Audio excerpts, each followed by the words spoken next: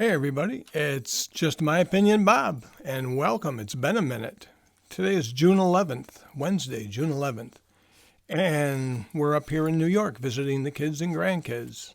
And we brought Bo with us to take the trip, so we're up on the farm. Today's video, I've titled this Guitar Collecting 101. What is it to have a guitar collection or collecting guitars? It's different for everyone. Everyone has different likes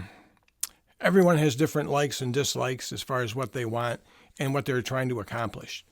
To put it in simple terms, my collection, I am one of those people that had some guitars I enjoyed playing, and I would play some other guitars somewhere or someone had. I'd play it and like it and say, gee, I'd like to buy that. The price was right, and I bought it. And before you know it, I had a lot of guitars that I liked playing and I thought were good. But that's how guitar collecting goes. Now, other people do it very seriously. Other people collect for investment purposes, which doesn't make any sense to me, but if it makes sense to you, by all means, stay on that track. Do what you're doing. I see on Reverb, I've seen vintage Les Pauls, 58, 59 Les Pauls going for, they're asking $350,000, $400,000. Who's buying those? Some professional or some person with more money than sense. I don't know. And are they going to get a return on that?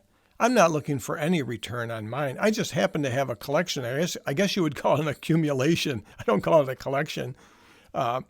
Who's going to get what for anything? And I've mentioned before, collecting for investment, that transfers over to whether you have a doll collection, a coin collection, a die-cast collection. I have a vintage toy collection. I have vintage toys from a huge amount from the 1940s, 50s, 60s. Who wants them?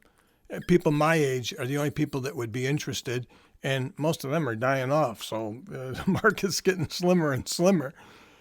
Same thing with guitars. If you think about it, a lot of people with guitars or interest in them are my age. They're, let's say, if you were born in the 50s, 60s, 70s, even if you were born in the 80s, 1980, we're already talking 45 years ago. 1980 was 45 years ago.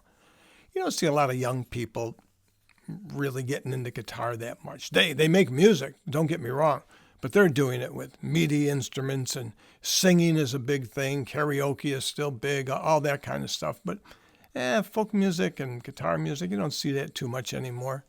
A lot of people like still to play heavy metal in that, and that's fine. But so as far as collecting for an investment, I would not advise that, because especially the way the market is right now, the guitar market is just it's just stuck in the mud. I'll tell you, nothing's moving anywhere. There's a lot of stuff for sale, and I don't see anything moving.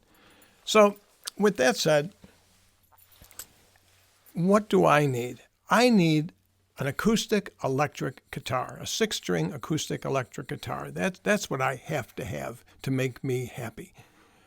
I would like a 12-string also, but I don't have to have a 12-string. I have chorus and I have effects that give me that effect for the few times I play a 12-string.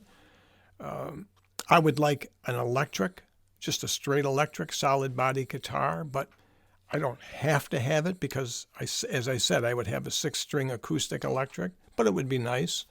And I would have a bass. So minimum, I would have 4 guitars if I wanted, and that would be my accumulation. But I have more than that. And I will be disposing of them. I will start disposing of my collection soon and try and get that number down to maybe 4 guitars, 5 guitars, maybe 6, who knows.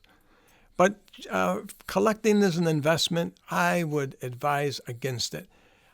I personally have seen too many wives or parents where there's either their son or their husband collected guitars and had a nice collection and was even buying recently, and the family thinks they got a gold mine. Now they got a brand new Les Paul, let's say. It's a brand new, maybe a year old. and they figure, oh, it's a Les Paul. Well, these are worth a lot of money. Well, no, you can go buy that Les Paul for probably the same price that this person paid for it, or maybe even a little less. But as soon as it's used, anything that's used, you might have a different standard, but anytime anything's used, right away, I knock 50% off. That you got to knock 50% off for something that's used.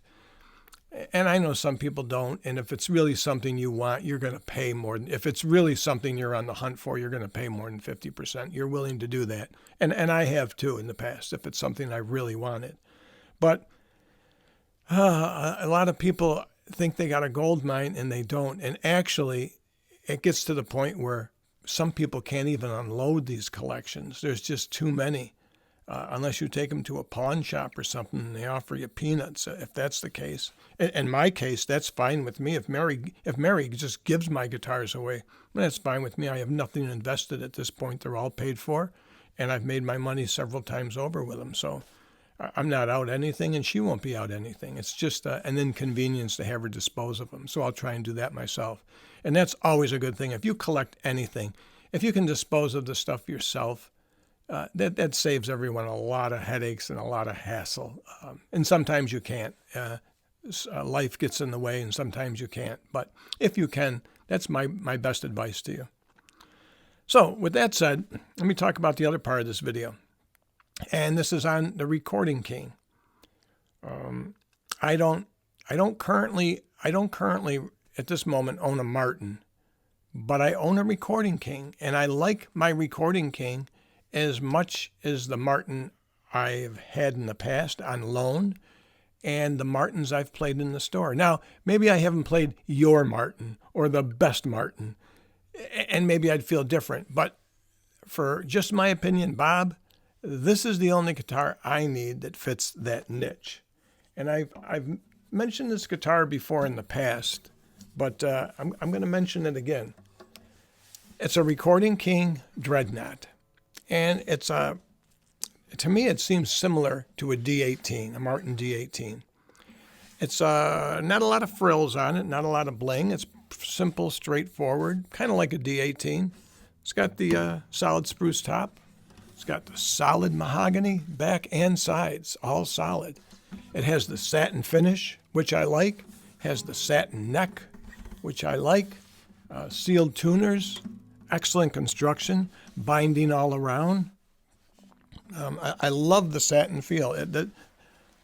My preference is satin when it comes to a finish on guitars now. I think psychologically, I just think the lighter the finish, the better the sound. And maybe yes, maybe no, but I just like that satin finish. I'm not so much with the gloss anymore.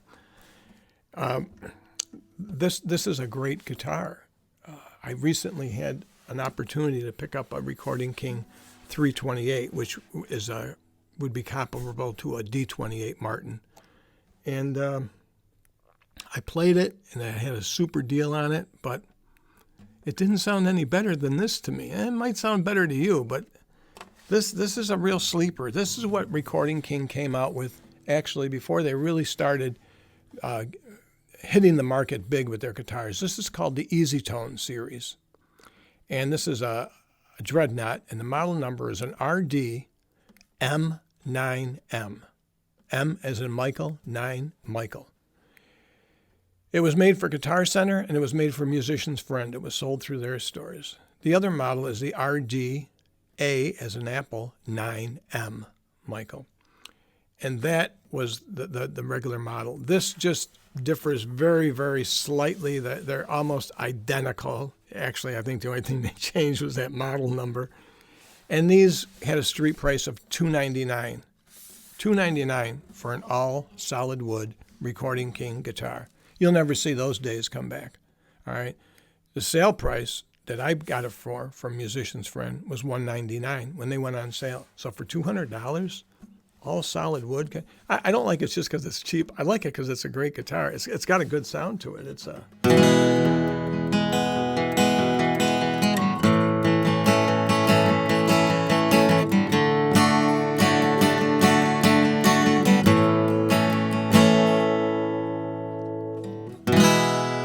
anytime I pick up a guitar and it makes me want to just sit and play, That's it. That's the guitar, you know. It's And then last night about 10:30, baby said, now let me in. Moving on over. Moving on over. Move over, little dog, big dog, moving in. Yeah, when a guitar makes you want to play and sing and have a good time, that's a winner. That's a winner. You don't want to just have a guitar and show it to people how pretty it is and this and that. And this is a nice looking guitar, but it's not all the bling of some of the other guitars I've shown or had or whatever. But I love this Recording King. I've had 3 of these, the A and the M model. They both sound identical to me, and the construction was exactly the same to me. The only difference I could see is one had a pick guard, and the original one doesn't have a pick guard. There's the only difference I could see. But I love these guitars. They're getting very hard to find now. I haven't seen one come up for sale in a long time. Although there is one on eBay right now, and I think they want like $400 some for it. But it's just a nice guitar.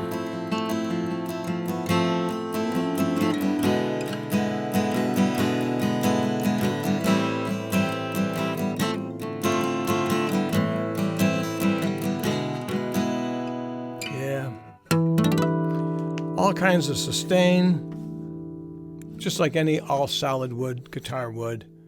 I just can't say enough. So yeah, this is a guitar that's part of my collection. So I'm into it for $200. I sold the other 2. People were thrilled to buy them for $300. So my guitar is paid for. That's about all I guess I wanted to say to you. And like I said, we're up in New York here. We're in Elbridge, New York, a suburb of Syracuse. And we'll be going back to South Carolina next week. So I'll be bringing Bo back with us. So I'll have some more videos for you then. But as I said, it's been a minute, and I wanted to get this video out and just show you how I never really spent a whole video with this guitar. So I wanted to talk about guitar collecting and this beautiful Recording King Dreadnought. So let me know what you think, and enjoy the rest of your day. Talk with you later.